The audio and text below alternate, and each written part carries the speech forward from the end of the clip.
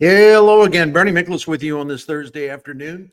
I'm getting off to a late start today. I've been working all day, but I don't know, just kind of wasting time. I'm also watching SLU basketball defeat Davidson in the Atlantic 10 tournament, and I'm looking forward to seeing if Mizzou can get their defense back in place.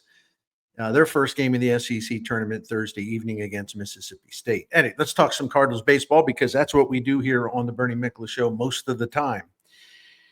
The regular season opens in 2 weeks. 2 weeks from today. Let's hope the Cardinals remember to bring an offense to Busch Stadium. Listen, spring training stats aren't for me, but yeah, I kind of wish we would see the boys start to get some hits, home runs, score. Kind of nice to see a little offense before they leave Florida. Anyway, what can you say? Well, I got some things to say. Let's talk about roster construction and the role that this has played in shaping an inferior offense here in St. Louis. The Cardinals had a mediocre offense in 2024, as you know, and I'm being pretty polite, actually, because the offense was bad for the most part, right? I would say so, yeah. The Cardinals ranked 22nd overall in the majors in runs scored. They were 12th among 15 National League teams in runs scored. In the National League, their hitters finished 11th in slugging, 10th in OPS, 12th in home runs. That's a bad offense. A big part of this problem was the performance of the Cardinals' left-handed batters, and they got a lot of them. The 2024 Cardinals, ranked 8th in the majors last season for most plate appearances taken by left-handed batters. And basically, the bottom line is, and I'm not saying all of these left-handed batters were terrible. I'm not saying that at all. But as a group, as a collective, the Redbirds did not get enough offense from the guys who hit from the left side. If you want to look at it that way, what they did as a group collectively, St. Louis left-handed batters ranked 17th in batting average, 23rd in on-base percentage, 24th in slugging, 24th in OPS. I mean, that pretty much speaks for itself, right? And here's the thing that frustrates me, or the thing that I think is really kind of bad about this. With all of these left swinging hitters, you'd think that the Cardinals would have a pretty good advantage going against right-handed pitchers, but that just was not the case in 2024. In the left-handed hitter versus right-handed pitcher matchups last season, the Cardinals hit 247. They ranked 18th in the majors in those matchups, 18th in the majors in on-base percentage, 19th in slugging, 19th in OPS, and we're only about 1% above league average in those matchups, according to WRC+. As a matter of fact, here's the damning thing about this. The right-handed St. Louis batters, as a group, did better against right-handed pitchers in comparison to how the left-handed batters did against right-handed pitching. Left-handed batters should be performing at a higher level against right-handed pitching, should be performing much better than right-handed batters do against right-handed pitching. So in 2024, the Cardinals' right-handed batters had a higher batting average, higher on-base percentage, higher slugging percentage than the team's left-handed hitters did against right-handed pitchers. I'm talking so much about left-handed, right-handed, left-handed, right-handed. I'm making myself dizzy. I hope I ain't making you dizzy too. Anyway, I got no other way to explain it. To put it another way about how below average the Cardinals group of left-handed bats were last year, overall major leagues, right? When left-handed batters came up to the plate against right-handed pitchers, the OPS that left-handed batters produced overall in the majors against right-handed pitchers was 23 points higher than what the Cardinals left-handed hitters did against right-handed pitchers. So the Cardinals overload of left-handed hitting outfielders made the problem worse, because that's where you find most of the problems. In the 2024 campaign, the contingent of St. Louis outfielders who bat left had the most plate appearances in the majors among outfield groups. They had more left-handed plate appearances as an outfield group in the entire major leagues. And where did it get them? Well, it got them, they were 17th in on-base percentage, 24th in slugging, 23rd in OPS, And as a group, using that weighted runs created plus metric, as a group, their left-handed hitting outfielders were 10% below league average offensively. See, and when the one thing I forgot to put in there, and I apologize, when I said that their overload of left-handed hitting outfielders made the problem worse because they had the most plate appearances in the majors. What I've left out and I'm including now. So they had their left-handed hitting outfielders had the most plate appearances in the majors against right-handed pitching. I'm sorry for the mistake there. But I repeat, that's a ton of plate appearances. It's a really big investment if you're going to set up a platoon split advantage by having so many left-handed hitters and left-handed hitters specifically in the outfield. You got to cash in on that. And as I said, even though I bungled the stat, as a group, their left-handed hitting outfielders when going against right-handed pitching were 10% above the league average offensively. I mean, it just doesn't cut it.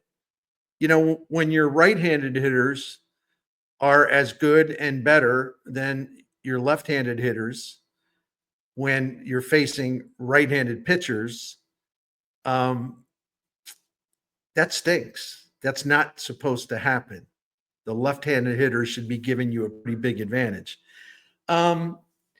And last season, to put a specific number on that, last season, the Cardinals outfielders who batted from the left side, they were 24th in slugging against right-handed pitching, 22nd in OPS against right-handed pitching. Terrible, just terrible. Jordan Walker was the lone right-handed batter in the Cards outfield last season, and as we know, he had a terrible, terrible year. So if we add it all together, the St. Louis outfielders ranked 27th in slugging and 25th in OPS against right-handed pitching in 2024. To me, it's the biggest problem with the team in terms of the offense. It's like a double blow. Your outfield as a whole was awful offensively last season. It was one of the worst outfields offensively in the major leagues. But then when you just isolate on the pure number of left-handed batters they had in that group playing the outfield, then you not only have a lousy offense because your left-handed hitters as a group aren't very good, then you have a awful offense talking about your outfield offense because you have so many left-handed hitters in that group. That's weak. And why do they need so many left-handed hitters playing the outfield? Is there a need for more balance? Yeah, I would say so. But we know who's running the thing, right? And as we've come to know and expect, Cardinals president of baseball operations, John Mozeliak, is well known for creating these weird roster logjams. In this case, it's not only just like too many average-ish left-handed hitters, but most of them also play the outfield, or they're going to be used extensively in the outfield. So you should be getting good production out of your outfield because of this left-handed logjam that Mo's put together. It's, what can I say? I mean, we've talked about this stuff so often. Just add this one to the list. Now, listen, before you get the wrong idea, as a general principle, yeah, I like having a lot of left-handed batters in the lineup. And I say this for a reason, because over the past 3 seasons, big league hitters made 73% of their plate appearances against right-handed pitching. And with so many right-handers filling pitching staffs in these modern times, having a good platoon of left-handed batters to counter the right-handed pitching makes a lot of sense. See, that's the epitome of what you call a platoon split advantage, except for that to happen, to kick in. So you have a platoon split advantage with all these left-handed bats, right? They have to be good, right? They have to be good.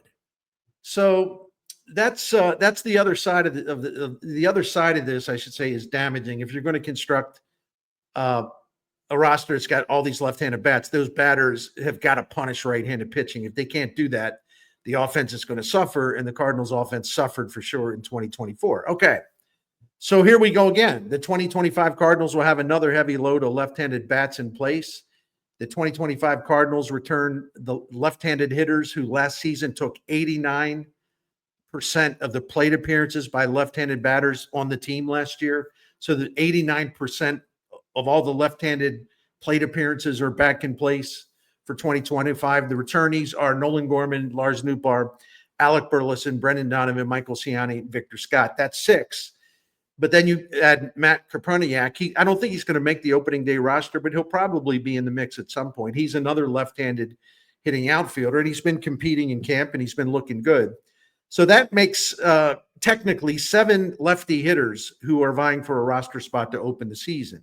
And we'll probably see, even the ones that don't make it, we'll probably see them during the course of the season. Now, granted, Burleson probably ain't going to be spending a lot of time in the outfield in the corners, but he will get a good share of at bats as a designated hitter. And that, we kind of count designated hitter in this group too, right? The front office roster assembly, once again, has produced an overstock supply of outfielders who bat from the left side. If we include Donovan, Burley, Kraponiak, let's see, if we include Donovan, Burleson, Kraponiak, 6 of the outfielder DH candidates in spring training bat from the left side. Walker is still the only right-handed hitter among the outfield regulars, and he still hasn't returned to the lineup 10 days after wrenching a knee in the outfield. 10 days. Remember what the Cardinals say? You know how the Cardinals are with their little medical updates, right? Oh, day to day. Or in this case, say, well, we expect he won't miss any more than a week. Well, it's 10 days and counting, Mo. Here we go again, right? Just all the time. Not a great way for Walker to be ready and primed for the start of the regular season. He couldn't help it. It wasn't his fault. Hurt the knee. There was a sprinkler head in the outfield. What are you going to do? There's a couple other right-handed bats who can play the outfield during camp, Jose Barrero and Michael Hellman. But I don't want to talk about them much here because I don't know, what kind of factor they'll be for the Cardinals during the regular season, right? So I kind of moved past them, but I wanted to note there is at least a chance maybe the outfield can have a utility guy that can play the outfield who bats right-handed at some point. I don't know. But the only way, when you carry this many left-handed hitters on the roster and their collective performance at the plate is substandard, the only way the offense can improve is by having these left-handed hitters do significantly better, especially against right-handed pitching. Some are capable of doing just that. I mean, I want to try to be fair here. Like, for example, Brendan Donovan, he was 26% above league average offensively last season against right-handed pitching. Burleson was right there with him at 25% above league average versus righties. Over the past 3 seasons, if you add it all up, Nootbaar's 20% above league average offensively when he faces right-handed pitching. For all of his struggles, Nolan Gorman is slightly above the league average versus righties in his career. And I always like this stat because it still amazes me how he just fell off the cliff all of a sudden last season. But if you go from the start of 2023 up until like the second week of June of last season, Gorman slugged 490 against right-handed pitching, hit a lot of home runs, but then all of a sudden, without warning, just like completely fell apart and lost his confidence, had to go back to the minors. So consistency is the challenge there. The Cardinals' left-handed hitters certainly can help themselves by swinging at more strikes and doing a better job of laying off those pitches that are out of the strike zone. I'll give you an example, and I will go with the 4 most prominent left-handed hitters on the team last season and tell you the difference about how each of them did when connecting on strikes and then when swinging and connecting on pitches out of the zone. Apologize for the numbers. This is the only way I can communicate this to you. So Brendan Donovan, when he made contact with strikes, put the ball in play, 301 average and 465 slugging, right? It's good numbers. All right, what about non-strikes when he connected and put the ball in play? 171 average and a 180 slug. I mean, that is a massive difference. Alec Burleson, when he swung at strikes, connected, 302 average, 505 slug. When he chased pitches out of the zone and connected, not good, 184 average and a 209 slugging percentage. Lars Nootbaar, last season on strikes, 266 average and 458 slug. But when he contacted non-strikes, he had a 145 average and a 226 slugging percentage. The Nolan Gorman stats are, well, I was going to say unbelievable, but actually they're quite believable. Last season, when he connected with strikes, he drove those pitches for a 550 slugging percentage, and he hit 267. But when he swung at non-strikes and he connected, and that happens way too often, Gorman hit 080 and he slugged 112. I'll pause for a moment of silence there. You get the idea. These type of splits, by the way, are common for all major league hitters. I mean, that's the thing. We've heard that since Little League, right? Swing at strikes, lay off those bad pitches, and it really does impact every hitter. It's just a matter of how well they control the strike zone by swinging at more strikes and swinging at fewer non-strikes, right? It's just a matter of controlling it better. And the Cardinals seem to have some real chronic problems at controlling the strike zone. And I can back that up with stuff as I usually do. Their left-handed hitters take too many called strikes and they chase too often. Last season, Cardinals left-handed batters were the fourth worst in the National League in terms of called strike percentage, and they had the sixth worst rate at swinging at pitches out of the strike zone. I mean, that's a big part of why offensively they're mediocre or worse, except for a couple of them are pretty good, because they don't control the strike zone. And the number of called strikes on this team as a whole last year, I think it was tied for the second highest percentage in the majors. That's all hitters. They don't control the strike zone, and that's where it's got to start. Listen, when you go through the Cardinals through the years, and I'm going to go all the way back in the expansion era, it started in 1961. Gosh, they've had such a great assortment collection of left-handed hitters during this expansion era. It includes a couple switch hitters. But the statistics that I'm talking about here when I mention these switch hitters, this is stuff they did from the left side of the plate. But anyway, think of this roll call, right? And there's some great role players in here too. So during the expansion era, left-handed batters, Lou Brock, Keith Hernandez, Jim Edmonds, Bill White, Ray Langford, J.D. Drew, Lance Berkman, Matt Carpenter in his prime, Carlos Beltran, Larry Walker, Chris Duncan in 2006, and go look at his statistics, okay? Seriously, go to Baseball Reference and look at what Dunk did in 2006. You had Scott Spezio, great role player in 2006 for the Cardinals. Jason Hayward, really good all-around offensive player in 2015. Matt Adams had a big 2013. Rick Ankiel was really terrific in 2008. And you go back to, the mid-'80s. The young Andy Van Slyke was a heck of a left-handed hitter, a young guy, and he was going to reach his full potential once he got a chance to play all the time in Pittsburgh. Most of the Cardinals left-handed hitters, the guys on this team now, they're still striving to reach a higher level of offense. And some of these guys have been around a while. They're not babies, right? Victor Scott, you can make an exception. He's barely played in the majors, right? So, yeah, you can give him a pass on that. But some of these guys have been around for a while. Now, Nootbaar and Donovan have been good to very good at times.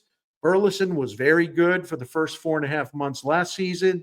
Then he started chasing balls out of the strike zone again, and all that great progress just kind of cracked. And when Gorman can focus and stop chasing all these pitches out of the zone, his power is thunderous. There's no doubt about it. But the potential is there. So I'm not sitting here dismissing the possibility outright that the Cardinals' left-handed batters, who are the most important piece of this offense, both in population, the number of them, but also in performance.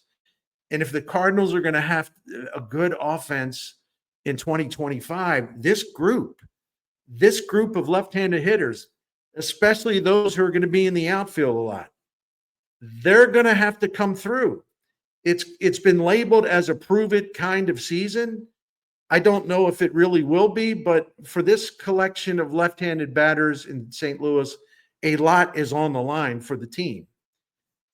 Depending on what happens, that could be a good result, like could get you kind of a little fired up for 2026. But if it goes bad again, if the left-handed batters go bad again or they're just disappointing again, well, after the season, Heim Bloom, it is his duty to inherit a problem created by John Mozeliak. And that's the thing about Mo. He's going to be leaving after the season, right? And he may be leaving. But unfortunately, the problems ain't going to be leaving with him if things go bad in 2025. Thanks for reading. Listen to me reading. That's an old habit, writing columns. Thanks for watching.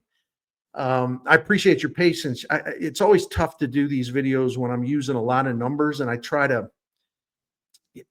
curtail that, but sometimes you have to tell the story through numbers. And I appreciate you if you were able to absorb a lot of it. Basically, left-handed batters got to do a lot better for the Cardinals in 2025, especially the dudes they're going to be swinging from the left side playing the outfield. Geez, I could have done a video in a minute.